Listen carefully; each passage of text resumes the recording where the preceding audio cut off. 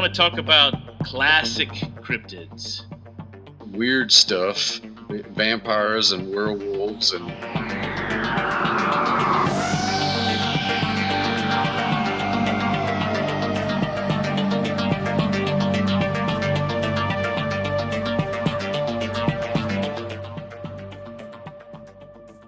Hey everyone, this is Brandon getting ready for another episode, and today we have a special guest host, our unrefined friend that you may remember is a lifelong musician, music teacher, and a passion for sharing Jesus.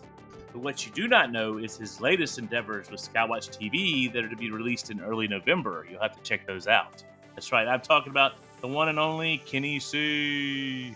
Woo-hoo. Hey Kenny. Hey, what's up? I'm here And- again. Yeah, Dude, again, why do you yeah. keep showing up on Unrefined, man? I like you guys. Y'all are fun, Yeah. man. I like it. It's good stuff. Well, that's all I want. It needs to be fun. I mean, if it's not fun, it's not worth doing. So, all right, I'm here for Judd. That's what I'm here for. Well, that's what I'm here for too. So, Yeah. And speaking of that, he already gave away our guest tonight, Whoops. Mr. Historian Dr. Judd Burton, director of the Institute of Biblical Anthropology, author of numerous books, so many I can't name all of them. And you may have heard of him before on other podcasts, Blurry and etc. He has incredible knowledge, insights on many biblical and fringe topics, which we are going to tap that wheelhouse of knowledge tonight. Yes, we are. Ooh. So, welcome, Dr. Judd Burton, to the show.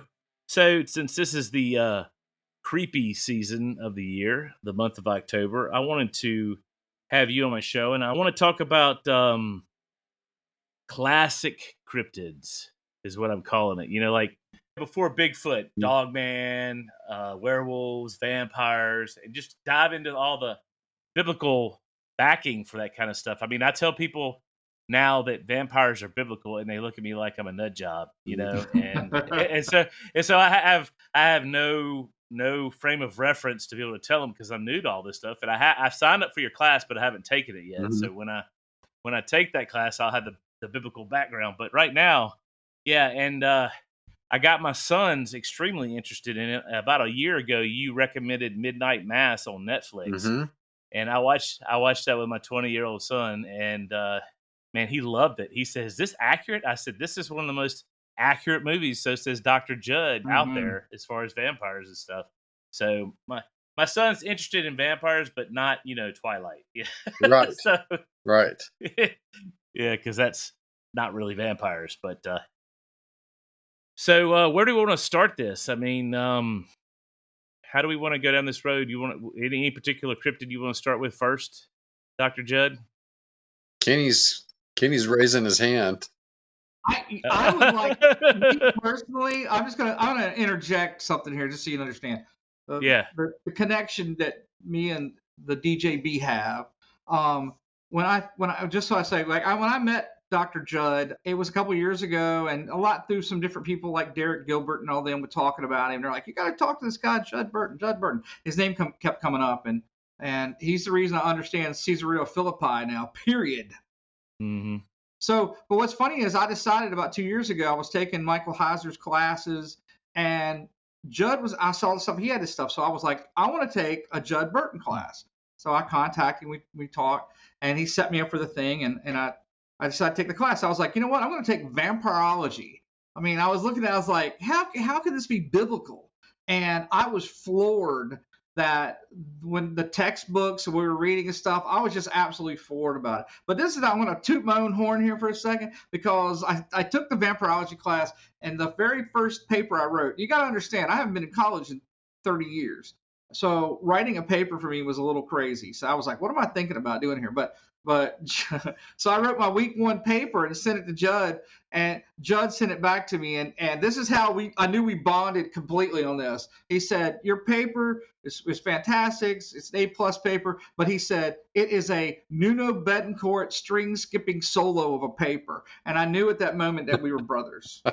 Because he's big on the extreme and Nuno. But when he called it that, I was like, man, it couldn't. But I was really happy and proud of myself that I did that. So I really love the vampireology class, and I got a whole lot out of it. And I love when people ask me about it, because I can kind of reference them to Judd, and they always go, I had somebody today, a student here, and I was talking about, I was going to do the podcast tonight, and I was showing some of Judd's books, and I was like, I took a class on vampireology, and they were like, you took, really? And I said, and it's biblical. And they were like, they can't fathom it. It blows their minds. Yeah. And they want to see it. I'm like, we can show you. Said, and it's worth doing. So I got to say this, man. I love the vampire stuff was what really got me kind of looking at some old things. So I'm going to let Dr. Judd talk about, some of the books and stuff that he uses and all that. I loved it. I loved the class. It was so much fun.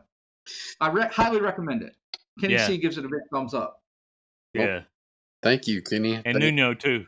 Yeah, and Nuno gets a thumbs up too. Absolutely. That's right. And absolutely. That was being a Berkeley guy. I knew that, and an extreme fan. I knew that Kenny would understand exactly what I meant. So those are high marks. When I throw Nuno's name around, it's high marks. Oh yeah. Yeah, that's it, man. It made me. It was one of those things where I still remember. I talk about it. I'm like, dude, that's just so you can't. You throw in Nuno, man. You're talking big stuff. But it was not just Nuno. It was the vampireology class, man. And I was excited that I actually was doing well writing a paper and doing that stuff. So. Absolutely. Hey, my unrefined friends. I just want to tell you guys that I am so thankful that you are my life. Some of our best fans have been writing to us, and I just so encouraged about how lives are being transformed and people are getting something out of this podcast. I mean, that's what it's all about. That's why we're doing this, is to glorify Jesus and to just look at the world and have a more open view of the seen and the unseen and the supernatural in the world. So while we're doing that, we're going to handle all different kinds of topics. But see, what I'd like for you to be involved in or part of is our members only group. Things that are coming in our members only group that are going to just blow your mind. Not to mention, there's going to be episodes in there that you won't be able to hear just on the normal episode channel. So make sure to visit our website at unrefinedpodcast.com and check out our members only community. I just can't stress the fact that, we're after building a community, and there's so much out there, you guys, and there's so much coming. I really believe we need to build these strong communities of Christ followers to be able to handle what might be coming in the future days. We're sure that you'd be a good fit, and we cannot wait. I can't wait to see you there.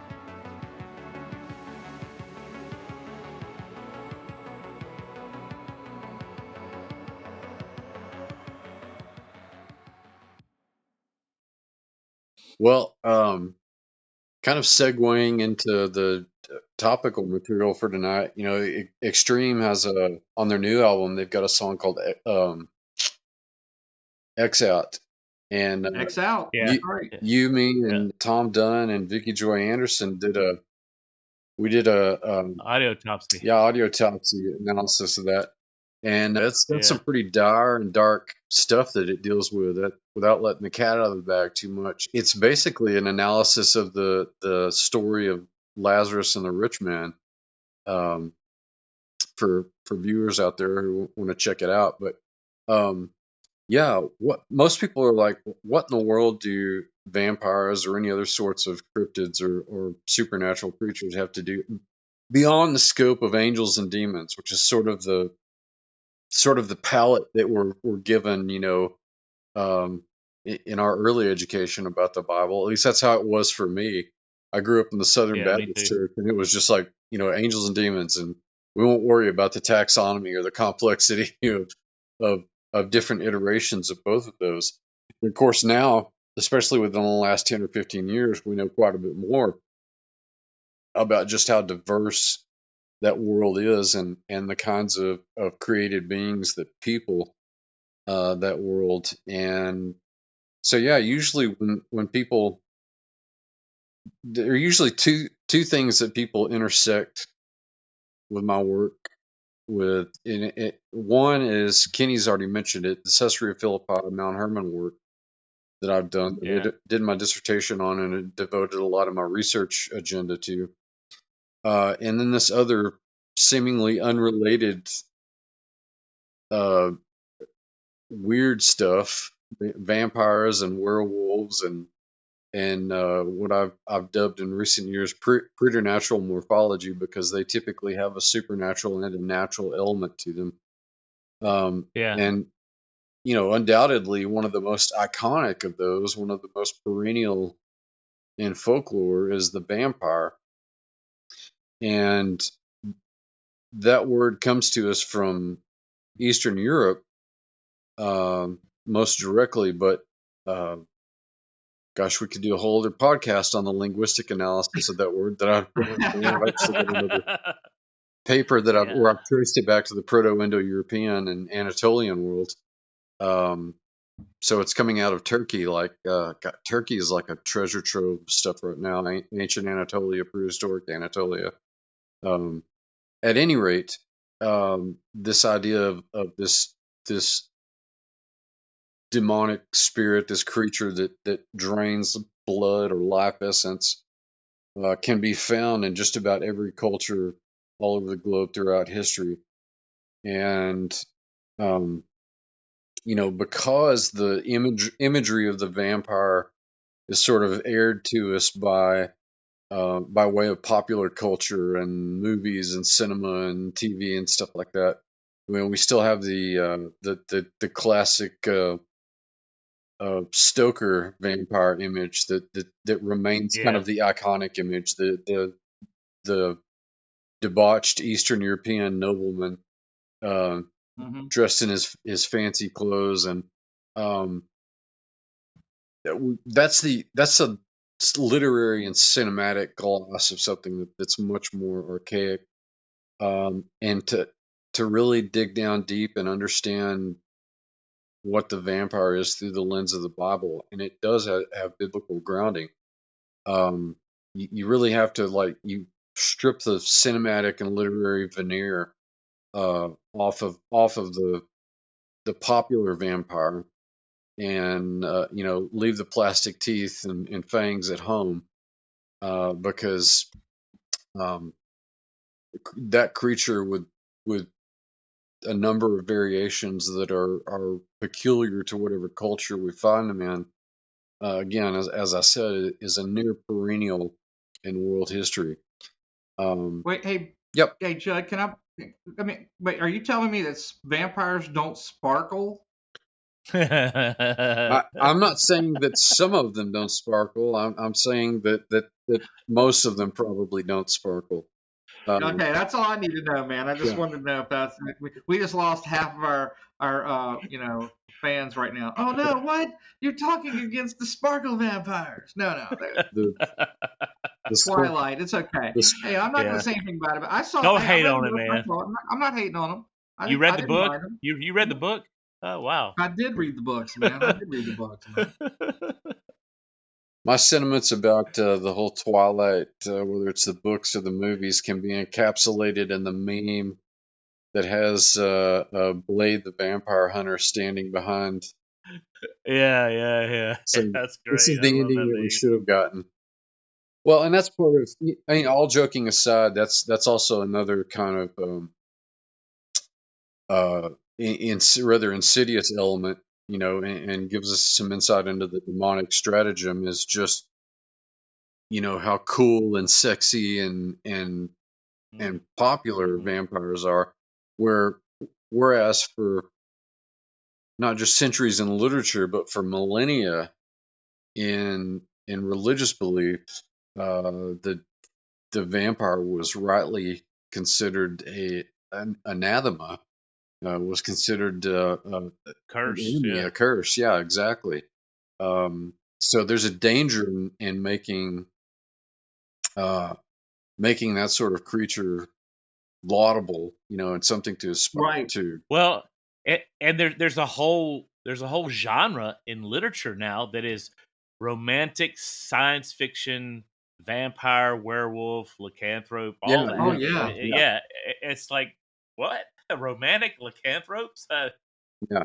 Whoa. Well, I think that in terms of literature, Anne Rice probably towed the line as close to that as you're going to get, and then everybody since then has just sort of gone over the line.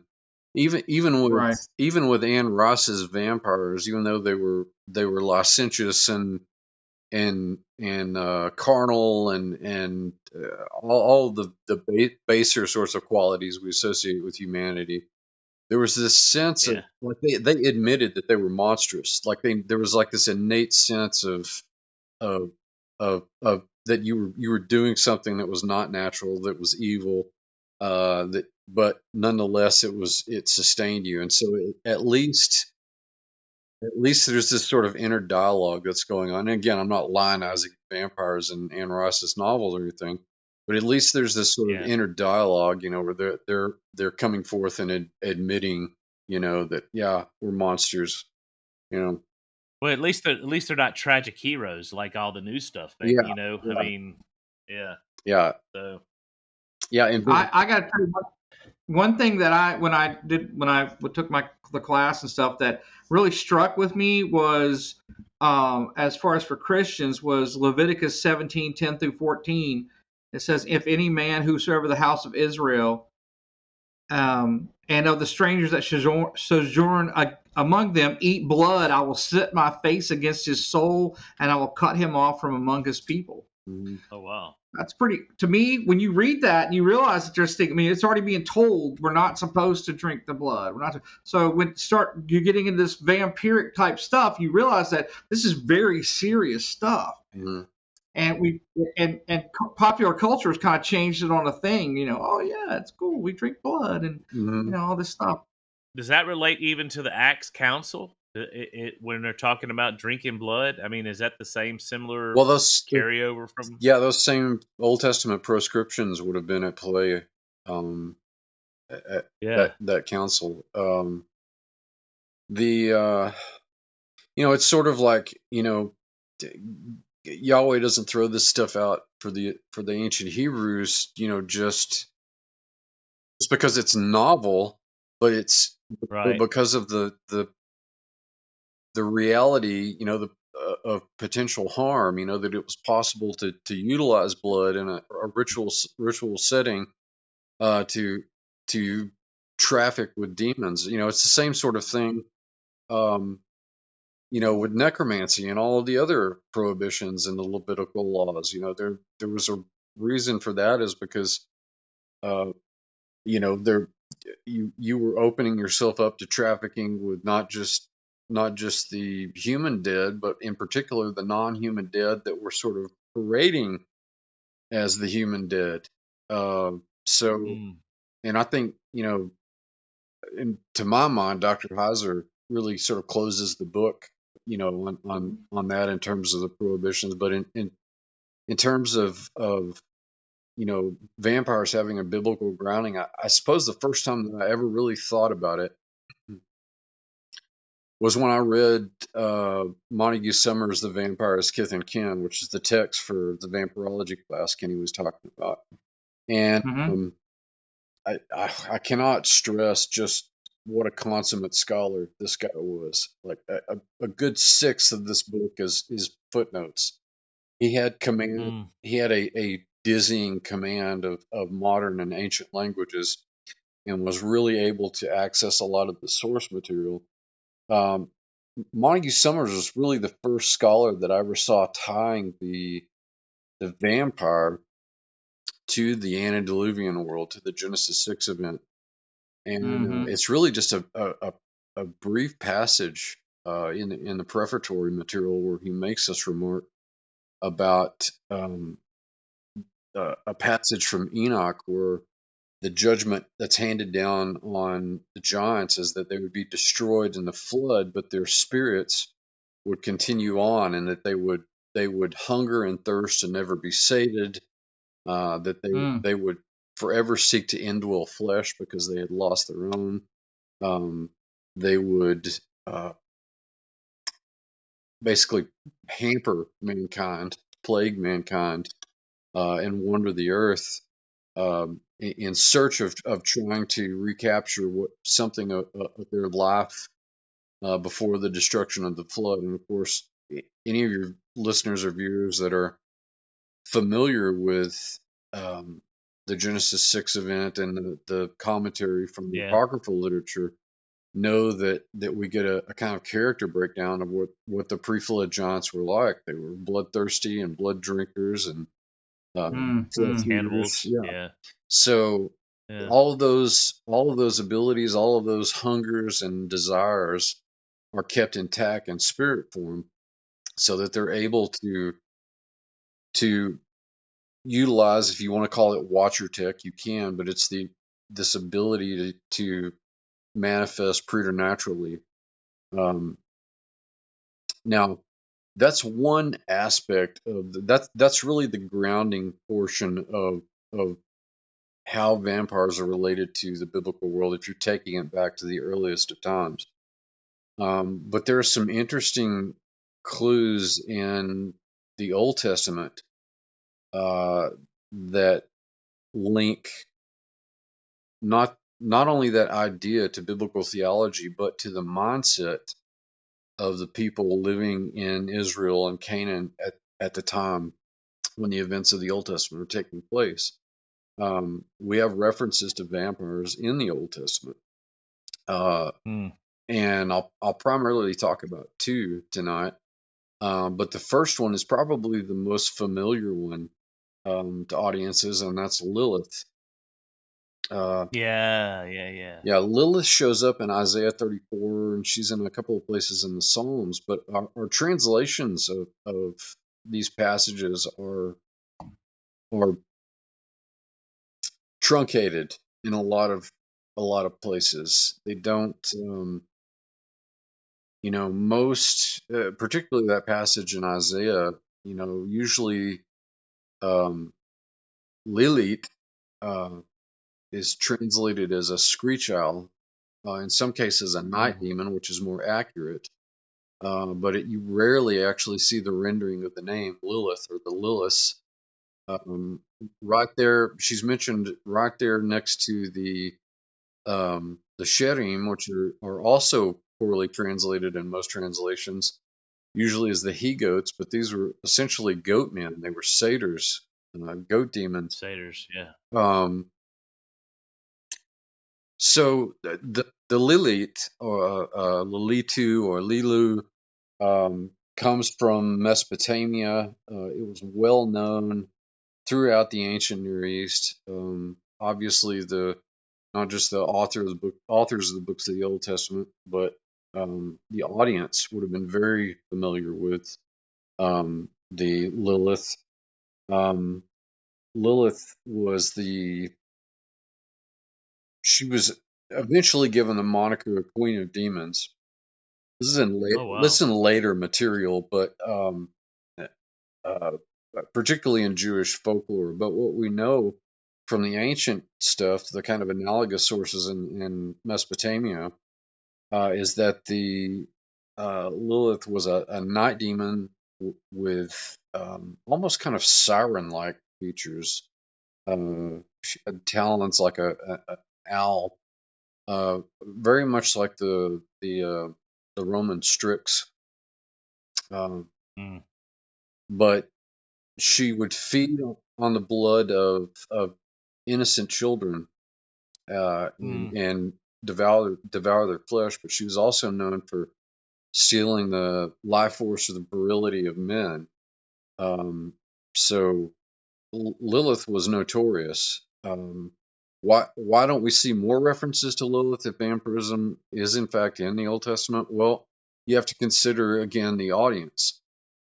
They would have known, it's sort of like an implicit element of culture that you wouldn't have to mention to an audience, because they would have known the subtlest of implications regarding Lilith. But here you have it articulated, very explicitly in these passages, particularly in Isaiah 34, where the Lilith is actually spelled out and listed. So, is she in Psalm 91 too? I think that's right. I think that's right. Yeah, which was Psalm 91 and 92. Interestingly enough, were exorcism psalms. They were found in the context of the Dead Sea Scrolls. They were found in a cache of documents with other exorcism passages. These were largely apocryphal, but it's interesting that they were all grouped together. Hmm. Yeah, I pretty much have to go back because I don't know Hebrew. I know Greek, but I pretty much have to go back to the Wycliffe translation to really get Mm-hmm. the full translation of this without it being, Mm-hmm. neuterized, basically Right. neutered or whatever. Mm-hmm. Yeah. So, and Psalm 91 in the Wycliffe translation is fascinating. I love it. Mm-hmm. It's really good at that. How does this Lilith relate, Dr. Judd, to the Lilith that is supposedly the wife of Adam and all that stuff? Is that the same Lilith, or is that a Well, different Lilith? it's the same. It's not the Lilith of antiquity. The idea that Lilith was the first wife of Adam is a seed that really germinates in later Jewish folklore, beginning in Okay. late antiquity, going into the Dark Ages and Middle Ages. So that's a Okay. later interpretation. You've got a host of other pieces of Jewish literature, that date to like the Dark Ages and the Middle Ages, like the Sefer Kesedim would be one, which interestingly enough brings me to another kind of vampire that doesn't get nearly as much coverage or press as the Lilith, but again, there it is, and it's mentioned in Proverbs chapter 30, and this is the Alukah. And the Alukah is usually translated as a leech or a leechworm. But there are scholars that contend that this is actually an older, one of these ancient Near Eastern demons, and it's a vampire demon.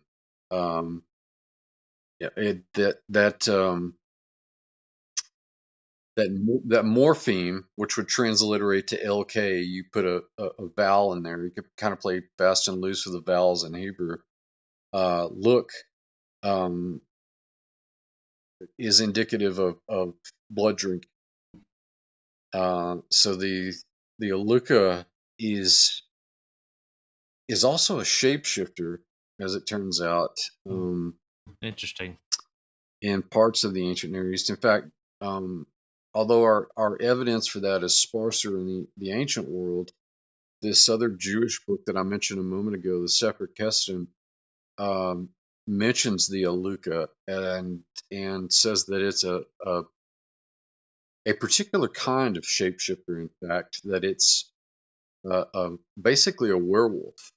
It combines both the vampire and the werewolf, and would do what you would think the typical lycanthrope would do, to devour flesh and to drink blood. So here, the Alukah is kind of a crossroads of the vampire and the werewolf, and is to my mind is equally interesting and pertinent because it represents another iteration of the vampire. But you also have anchoring in the actual biblical text, that these were things that were experienced by people in the biblical world. Wow. I keep thinking about that the crossing over. The underworld movies with Kate Beckinsale, where they had the whole thing where they had the vampires and the werewolves and they battled each other, and then there was this whole thing about having this one that was he was like hybrid. Mm-hmm. He was both vampire and wolf. It was supposed to bring them together and all their stuff. And Mm-hmm. I don't know. It's been a long time since I've seen that, but I just remember that being a big storyline of that. It was kind of interesting. Mm-hmm. Yeah. Well, I mean, it's arguable that the creators of Underworld, may have had access to that. They consult all kinds of experts and scholars, and now they use that material however they want to creatively. But it's entirely possible that that they kind of hinted and toyed around with that in Van Helsing a little bit, which was a terrible movie. I was so disappointed with that movie. I had hoped that it would actually be a serious treatment of Professor Van Helsing, but it turned out to be a little. I mean, it was fun. It was campy, but Sure. Didn't they end up doing a whole Van Helsing series on Sci-Fi? Yes, but it's female. She's a female. It was female, Yeah, like a yeah. descendant. Yeah. It was like a Yeah. descendant or something like that. Yeah. Yeah, that's interesting. Hey, I wanted to say something about when you were talking about Isaiah 34:14, because you were the first person, Judd, that I'd actually seen that correlation. Where I read it for many years, and when I would read it in standard, KJV, that actually says the wild beasts of the desert shall also meet with the wild beasts of the island, and the satyr shall cry to his fellow, the screech owl also shall rest there. So forever I'd always read the satyr part I got, but the screech owl part never made that much sense until I started looking at other translations, like the Amplified, where it said the creatures of the desert will encounter jackals, and the hairy goat will call to its kind. Indeed, Lilith, and it's got night demon listed in parentheses, will settle there and find herself a place of rest. I was blown away when I finally saw that. I was like, wait a minute, this is actually, other translations have actually put Lilith and night demon right there. And I was really shocked when I saw that, because I'd never seen it, never made a thing. It was always just like, it looked like they were talking about owls, a screech owl. Well, and that's the Greek overlay, from the Septuagint. It is basically what you have there. This satyr comes through. Who knows what decisions some translators make? We know how postmodernized a lot of them are, over the past 60 or 70 years. But the Septuagint is a good lens to clarify a lot of the material. But that the screech owl is the Strix. That's the siren looking, demon in Greek and Roman mythology. And that's why I think that, to me, when we started talking, when I took the class and stuff and started seeing these correlations, I was shocked that it was always like, well, why were they translated this way before? Why, I would read it just as a normal reading the Bible, and it never meant anything more than screech owl. Then all of a sudden you see another translation, and you're like, and it blatantly names Lilith with night demon. And you're like, it's here. It's been here all along, but I'd never seen that before. So that kind of throws in to me the whole thing with these, cryptids and demons and stuff that are bibliological. It's there. It is there. Yeah, my Greek professor, when I first started, one of the first things he told us, I think day one, he said that translators are traitors, that they can't help be. They betray their biases and everything, and so there's so much politics involved in even the translation of the King James and all that kind of stuff, so. Yeah, I mean, no wonder the further you get into modernism, the more it's going to try to whitewash all that kind of stuff and totally eradicate it. Yep. Well, post, the big pushes for naturalism and materialism in the 19th century, and the movement towards accepting biological macroevolution. All of that colored not just the hard sciences, but it affected the social sciences and the humanities too. So, it almost completely restructured, all of the subdisciplines in those respective fields, so that you do end up getting almost a hypercritical, hyper-materialistic translation in some of these cases, where that sort of rendering would certainly not make sense to anybody in the ancient world, people that were used to, already thinking about those kinds of things, and in many cases, likely having experienced, in instances, some of these things. So there's another,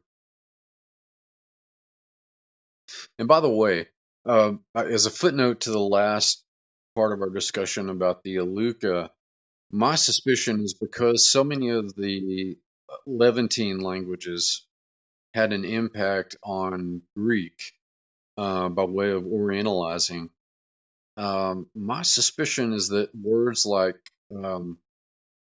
Lucan, or transliterated Lycan in English, are probably borrowed words from the morpheme in Alukah, the LK part, LUK, that means the drinking of blood. And the connotation in the Greek sense would have been with the Greek king by the same name, Lycan, who of course became a wolf, was turned into a wolf by Zeus, according to the myth. So my suspicion as a historian and an anthropologist is that's how that word ended up in Greek vernacular, because those concepts predate what we find in Greek culture and Greek language. Wow. But so are you basically kind of saying that lycanthropes are a subset of vampirism, sort of? I mean, well, they're related. I mean, again, this sort of takes us back to the pre-flood world, where most people are going to be familiar with the hominid Nephilim, the human, more human-looking Nephilim, but there were also chimerical Nephilim that combined human and animal DNA, and so those spirits are almost uniquely suited or engineered, if you will, modified to actually become some of these later iterations like vampires and satyrs and werewolves, things of that nature. So there's definitely a connection there, and I think that's a linguistic anchor point in that discussion. Now, that's just a hypothesis of mine right now. I haven't completely, if you'll pardon the pun, I haven't completely fleshed that out yet. But that'll be some of the future work that I do. I got a question. Hey, Judd, there's something for some reason that's popping in my brain right now from one of your books. I want to say it was in Interview with the Giant, and I remember the terminology about something about like Vampire Zero or something like that. What exactly was that about? I chose that name because I was I think the subtitle of that chapter was something about a preternatural epidemiology, and I called it, sort of treating it like a supernatural disease. Okay. Because that's what I remember reading. I'd read that, and I was like, I remember that tying in. And thought it made a lot of sense to me. I just remember just that Vampire Zero, which kind of comes along in a lot of zombie apocalypse stuff. There's always a patient zero. Patient zero, yeah, exactly. It always falls into that. So I thought that was really neat to put that in there. Well, let me ask you this, Judd, if I could wrap my mind around this. So, all right, these chimeric Nephilim died, and they've come back as disembodied spirits, and they can possess humans, and that's how a human being can go from a human to a wolf like that. Yes, but they don't necessarily need humans to do that. Demons do all kinds of things without needing a human vessel. It's just my hypothesis is that they inherited an ability, or were taught an ability by their watcher forebears, that allowed them to combine the supernatural and the preternatural, or the supernatural and the natural, which is where you get the preternatural. You've got qualities of both, so that you have physical werewolves and physical vampires, but there's a spiritual aspect to it. This can be seen in other cryptids too, like Sasquatch, or thought, in some of their accounts, they seem to appear out of nowhere. They disappear.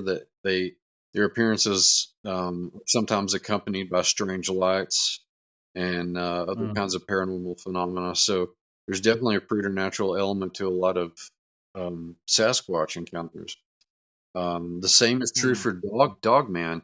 I want to talk about Dogman. I watched a really excellent documentary by Aaron Deese based on a book that he wrote called the Dogman Triangle of Texas, and it covers about 700 square miles, and the triangle points are at Dallas Fort Worth on the one end, San Antonio Austin on the one end, and Houston on the third end, and there are an inordinate number of sightings of Dogman in this area, and I watched it because it was on Texas Cryptids, and just Is kind that the hill country? of, Is that yeah, what you call the basically hill covers a country in lot of it Texas? from North Texas into the hill country. Yeah.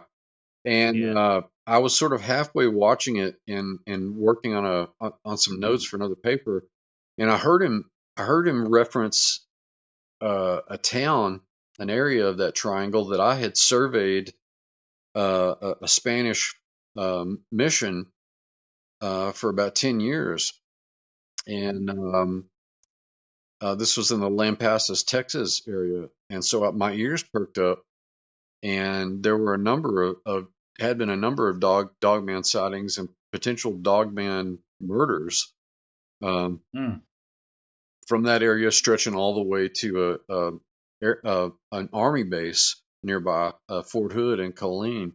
Of course, I know that area extremely well. I've surveyed it for over a decade. But the interesting thing about a lot of these dogmen is that they can never be tracked back to the lair. You know, if you do much hunting or tracking or anything like that, most good hunters can track an animal pretty well, and sometimes if an animal is close enough, they'll go back to a lair. But there are all sorts of ways you can do that by finding game paths and things like that. But a lot of the accounts in this documentary said that in fact, virtually all of them said that they never could track this thing back to a lair.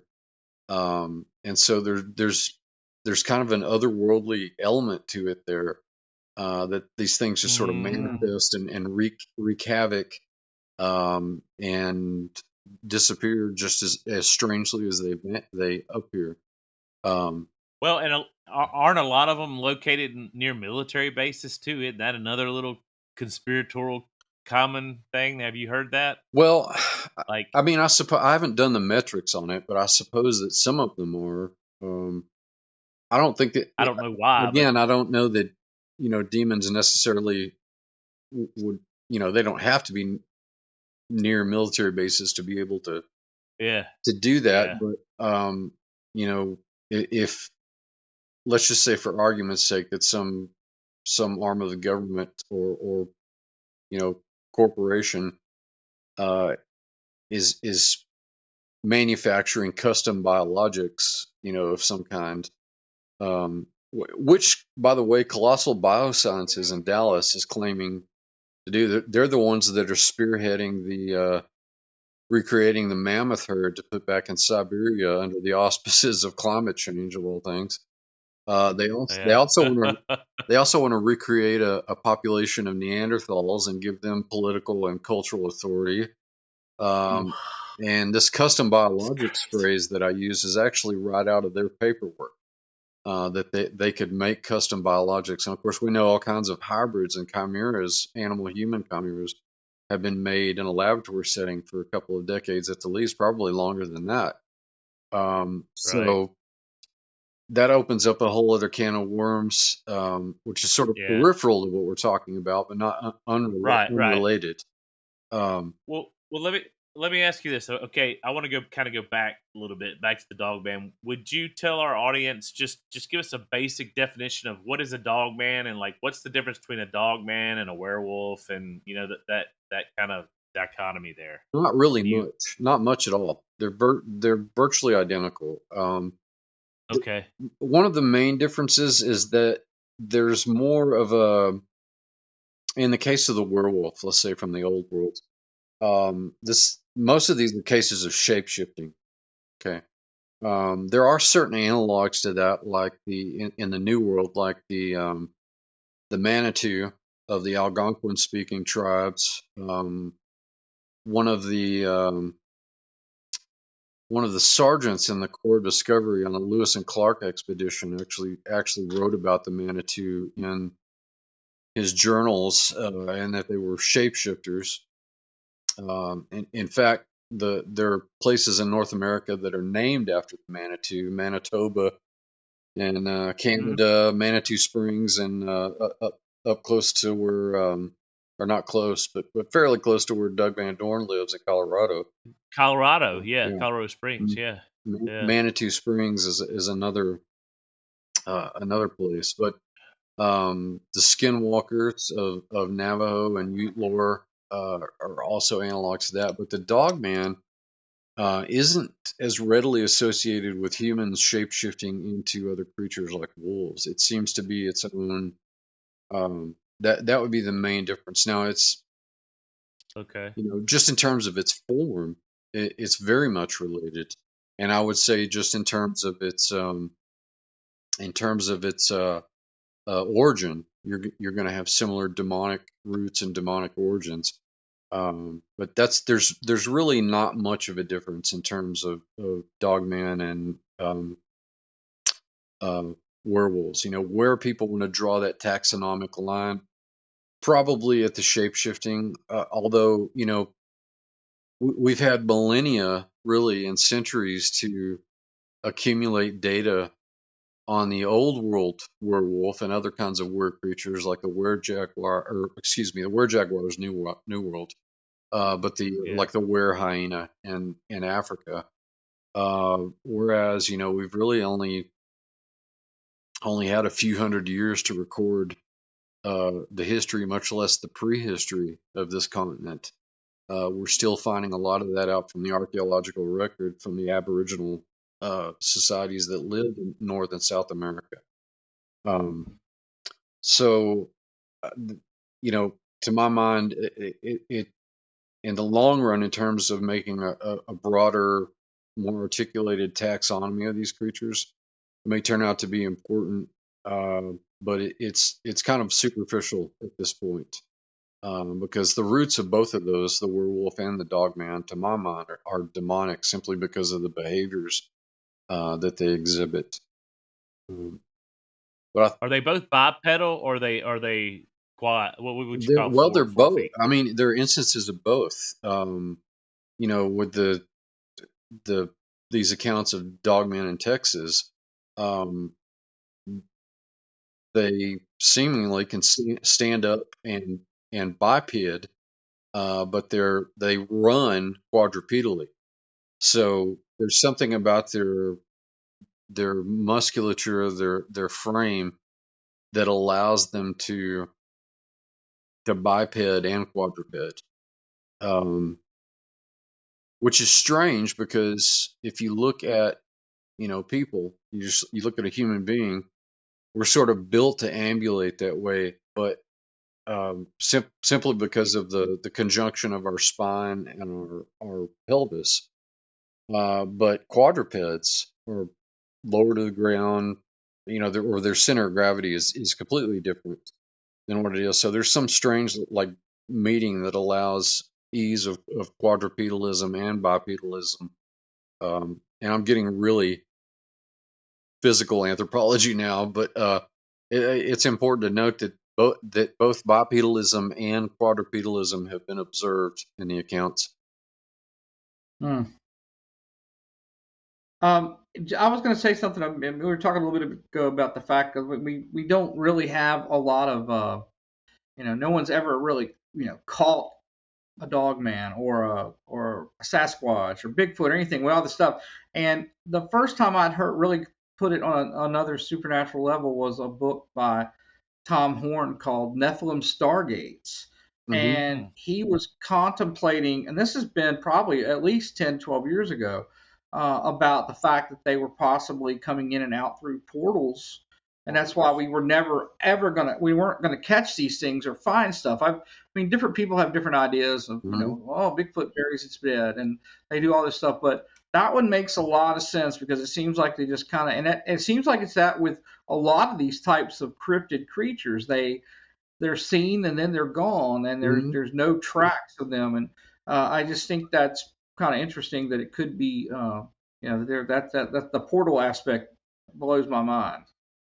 That's possible. I mean, that would explain, particularly with the case of Dogman, These Right. guys, I mean, seasoned outdoorsmen who live this stuff, ranch owners and people that just live outdoors, not being able to track those things back to a lair, that's really, really peculiar.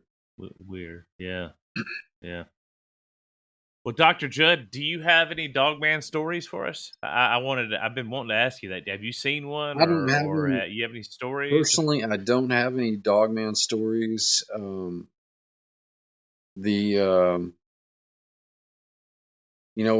in a day and age where we're getting closer to be able to quantify and certainly at least record sightings and encounters that people are having. And Right. like my friend, the late Dr. Hauser, used to say, it just takes one of those experiences to be real to just bust the paradigm wide open. Yeah. And Yeah. I think that they're far more than, in that case, I think they're far more than just one legitimate, experience. Otherwise, people wouldn't be having them. Even if you can write some of them off to hearsay, some of the people making these reports and accounts, they're, like these ranchers in Texas, these guys live and work outside. They know the land that they're on. Virtually all of them are seasoned hunters, kind of folks that I grew up around with. And for them not to be able to track something like that back to a lair is just almost unheard of. Yeah. So, Yep. yeah. I always think back. I will tell you something. When I was taking your class, Judd, that there was part. I was reading something that was kind of talking about that there was a scholar and demonologist. His name was, I think it's Ludovico Maria Sinistari. Mm-hmm. It's a tough name. I just remember, but he made a quote that it was undoubted by theologians and philosophers that carnal intercourse between mankind and the demons sometimes gives birth to human beings. Mm-hmm. And that is how the Antichrist is born. That's what he says in this thing. And at that point, my brain goes, does all of this stuff with cryptids, does the majority of it, does it all lead back to Genesis 6:4? Does this all go back to this whole thing with the fallen angels and the, and the Dr. Judd quote of all time? I'm not going to say it. But everything's pregnant with lots of meaning. Yeah. I just crossed them together. Right. But that to me makes sense that a lot of these cryptids, where there's varied stuff, but they all seem to have, they all have some form of human aspects to them. Mm-hmm. They're not even, none of them are completely, even when you look at, they all still, even with Dogman and Sasquatch, you think they still have this, there's a human feature to them that feels like, it's not like when you see a bear or you see something like, there's this aspect of this blending of two things. And I just wonder if the majority of cryptids are based like that. Well, there's also accounts of superior intelligence too, of not animal intelligence, but even among Sasquatch and Bigfoot, they're smarter than maybe we are, and so that's another aspect. It wouldn't take much, Brandon. Well, and if like some people have theorized, I don't know, I haven't made my mind up about this, but some people theorize that certain populations of Sasquatch may be remnant populations of giants that have just become feral. That's a possibility. That's very possible. I can see that. Pigs come feral in 2 weeks, so that explains. Just in general, that explains why demons are powerful, while they're more intelligent, while they exhibit the ability to speak multiple languages, because they've had millennia to study. And they're, some measure of their strength is retained in their spirituality. But there's one reference, one connection in the Bible, kind of circling back to vampires, that I thought about. And actually, it was Gary Wayne that sort of brought this to my attention. But most Bible readers will be familiar with the Amalekites, one of the tribes that the Hebrews had to contend with. In fact, Moses and Joshua and the Hebrews coming out of Egypt were ambushed by the Amalekites in southern Canaan, in the kind of steppe desert region. This was kind of the homeland. And if we look at the genealogies in the Bible, Amalek was the grandson of Esau. And what's interesting about the Amalekites is that they're kind of like one of the most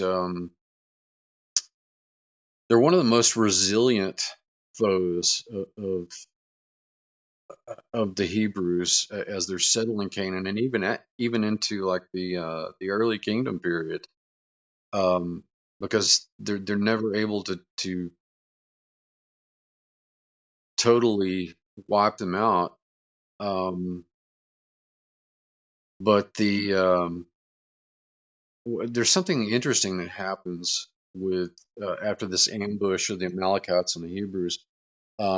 This first military exchange between the Hebrews and the Amalekites, Moses builds this altar, and Yahweh basically he speaks this directive over the Hebrews that they're essentially supposed to wage this ever war against the Amalekites and to blot out their memory completely. So there's definitely this supernatural undergirding, it's not as if it's a general rule, but it's directed specifically at the Amalekites, which always I've always thought that was cryptic. Yeah. It always sounded cryptic every time you read it, Here, it occurred to me after I had heard Gary talk about it that there seems to be a link between vampirism and the Amalekites, because if you break the name down, that same morpheme LK is in the Amalekites. And in fact, their name literally means the blood lickers or the blood drinkers. And so I've often, again, this is in the area of hypothesis. I haven't had a chance to flesh this out myself, but it seems that there may be some sort of link, between vampirism and the Amalekites. That's cool. Because of it's right there in the name. It's just sort of hiding in plain sight. So I'm not sure what sort of connections there may be, since Esau is part of that line. I often wonder, because the apocryphal material has Esau being the one who actually ends up killing Nimrod, and he takes back the birthright actually that he gives are the skins that Adam and Eve had. It's not referenced in the canonical account of Jacob and Esau, but I suspect that was part of the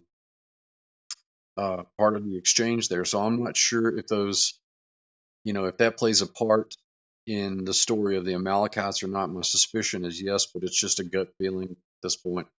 But I think that's another group that's going to bear more.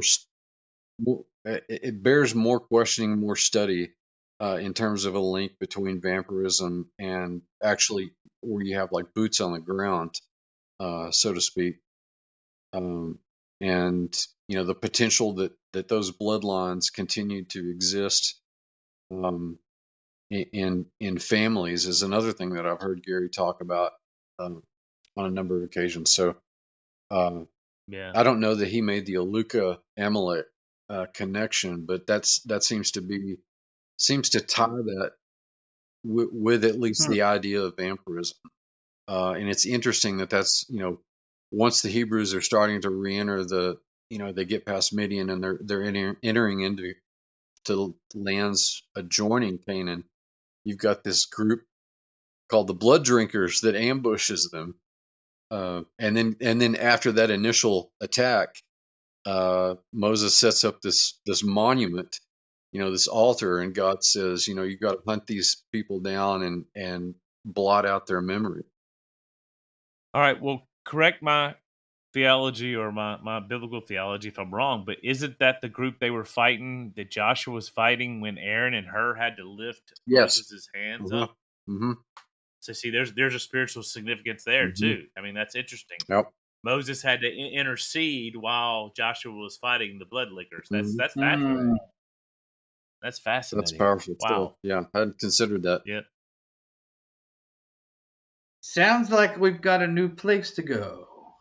Old Testament. There's some good stuff there, man. I'm taking notes. Spiritual warfare. Yeah, I have Yeah, too. no, yeah, it's pretty wild. I mean, that blew me out about the Amalekites. I mean, I've never heard that ever. So Well, it makes perfect sense. Again, it's one of those things that's just hiding in plain sight. You know, there's if you weren't familiar with Hebrew, you wouldn't. You know, and even in instances when you are, like I'd read that passage, I'm sure dozens of times, and had not put that together. And then I heard a interview with Gary, and I'm just, oh my gosh, he may be onto something. So, Dr. Judd, we wrap up our podcast usually if it's a new guest, asking them a question. What's the most supernatural or paranormal thing that you've ever seen, like since you've been saved or walking with Jesus or whatever? You tell us a story. Yeah, I could tell you a story. But then he'd have to kill us. All right, this has been a great podcast. See you guys later. Yeah. Bye. Probably the most paranormal thing that I ever saw happened when I was in college, and my brother and another friend of ours were praying for a kid who had been involved in a coven of kind of self-styled witches. You know, they kind of took the buffet approach. Dabblers. Yeah, well, they were a little beyond dabblers. They had their own okay. system that they developed, but this kid in particular had gotten really afraid, and he was one of the more adept of them. And he had, at one point in time, he had cast a spell on a kid in the school there, the high school, for him to have trouble with cars. And it dawned on me when he related this to us. I knew this other kid because he was a friend of my brother's. It dawned on me as he was telling us this that this kid had wrecked like 4 or 5 cars over the course of like just the previous 6 or 7 months. Wow. And I was like, okay, now it's stepping out of all the weird books that I'm reading, and it's the stuff is real. Thankfully, we were able to help this kid get out of it and get delivered. But that ranks definitely up in the top 5, easy, if not the top. Yeah. Wow, that's an awesome story. Wow. Well, cool. Freaky. Yeah, really freaky. Well, I mean, 4 cars. I mean, that's the statistics for that is just astronomical. I know. That it was just one of those, not just an aha moment, but it was goosebumps and hair on the back of your neck standing up. Yeah.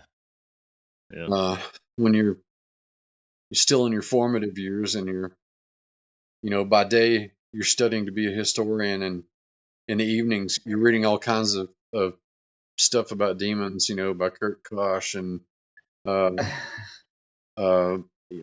Who else was I reading at the time? I was reading everything I could get my hands on. Bullfinch's mythology, James Frazier's The Golden Bow, that comparative study on magic and religion, Crowley's stuff, just to try and wrap my head around what was going on. Yeah, it's real. It's not hyperbole, I think that's a good message for everybody to hear coming out of your mouth. Is it's real? We like to talk about it. It's fun, and I love it, and it serves a role and it's a purpose. But we have to remember that this is real stuff, and the powers of darkness they ain't playing. What we say down here in the South. Yeah, they ain't playing. So, Well, thank you, Dr. Judd, and thank you, Kenny, so much for coming on the show, co-hosting. Yeah, I've enjoyed it thoroughly, and I love your stories, and this is gonna be released right close to that spooky day that nobody likes to talk about. So.